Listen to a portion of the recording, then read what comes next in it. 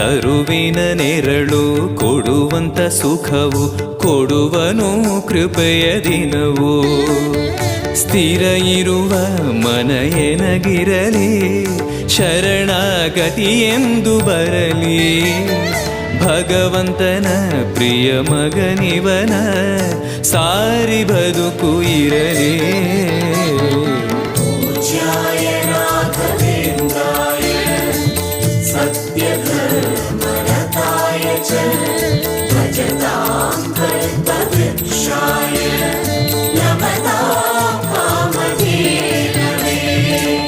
ಆಲಯವೆಂದರೆ ಮಂತ್ರಾಲಯವೇ ಬೇರೆ ನಾ ಅರಿಯಲಾರೆ.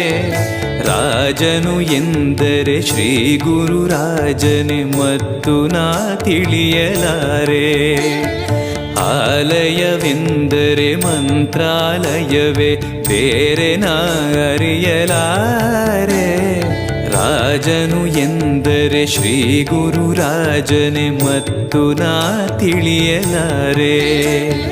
ಸಾಗರವ ಭವ ಸಾಗರವ ದಾಟುವ ವೈರಾಗ್ಯ ಕೊಡುವ ಶಾಶಿರದ ಹರಿನಾಮವನ ಜೀವದಲ್ಲಿ ಇಡುವ.